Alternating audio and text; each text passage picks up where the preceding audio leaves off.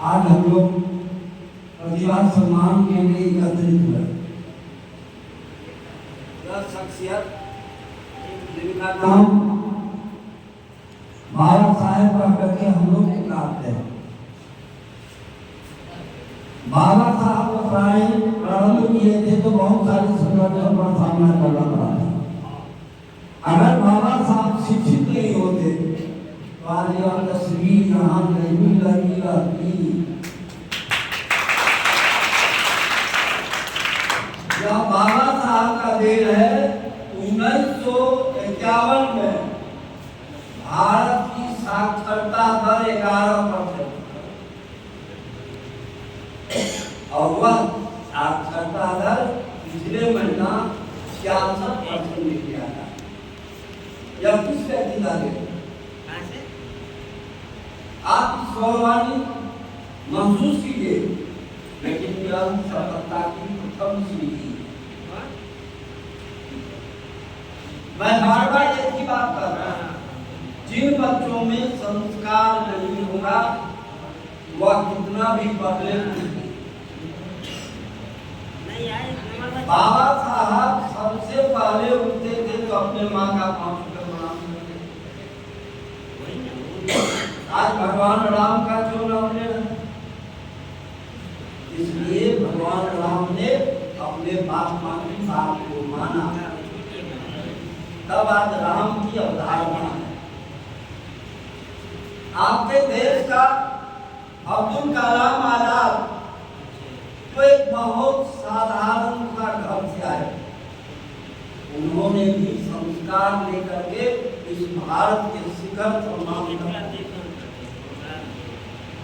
तीसरा, आपके देश के वर्तमान प्रधानमंत्री को आप देखते हुएगा, जब वो गुजरात जाते थे तो उसकी माँ आंखों से 2 रुपया खोल करके देता था। वह 2 रुपया देता। मैं बार बार इस बात को कहता हूँ, मैं तो पटना से नौकरी किया, पटना में भी कॉलेज कोर्स, लेकिन मेरा क्षेत्र बहुत पिछड़ा हुआ। मैं बच्चियों के लिए यहाँ, आपको यकीन नहीं होगा, पान वाले की बेटी खजोली हाई स्कूल चौक पर राजू नाम का, उसकी बेटी ANM का, क्या वह मधुबनी पटना दरभंगा जाके करता? कई दिहाड़ी मजदूर करने वाले बच्चे हमारे यहाँ 90%, 91, 92 लाया। क्या यह पटना दरभंगा रहते हॉस्टल का खर्च बेहद करता?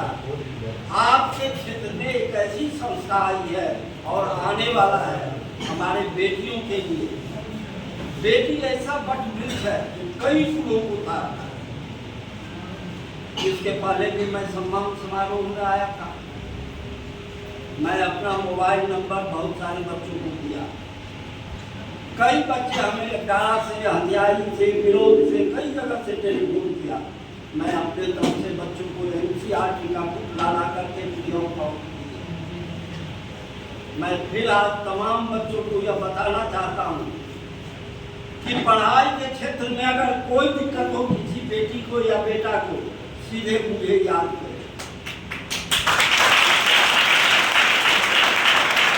क्या आप 24 घंटा खड़ा रहेगा? गांव की वातावरण में नहीं पढ़ना है। बाप माँ को आदर्श और अपने पुस्तक को मित्र।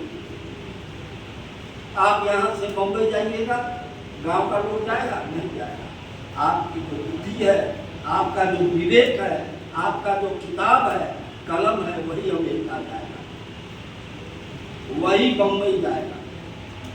इसीलिए आज आरूढ़ हो जाइए। इस सफलता को देख करके हम कितना आगे सफल हो, इस बात का प्रमाण लीजिए। और इस प्रमाण में आपका बाप माँ का बहुत बड़ा योगदान होगा। आप अच्छे कर कीजिएगा तो आपके बाप माँ भी चलेगा। चलो मजदूरी करके भी अपने बच्चों को कुछ करा लें। अरे हम इंसान तो इतने भाग्यशाली है कि जब हम बच्चे रहते हैं तो माँ हमारे पेशाब किए हुए जगह पर सो जाती है और मुझे आंखों से ढक लेती है। क्या वह बाप माँ हमारे भविष्य के बारे में नहीं सोचेगा? और यह एक माप आ चुका है खजूरी। जो भी प्रतिभावान बच्चे हों, मेरा मोबाइल नंबर हर जगह है, कॉलेज से आप ले लीजिए।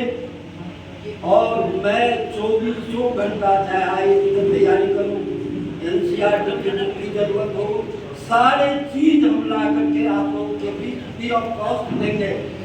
बहुत सारे मटेरियल मेरे पढ़ाए हुए बच्चे आज बिहार में कोई डॉक्टर है, कोई इंजीनियर है, कोई कारखाना का नेता है। आज देखिए ना, प्रवीण बाबू का घर कहाँ है? औरंगाबाद।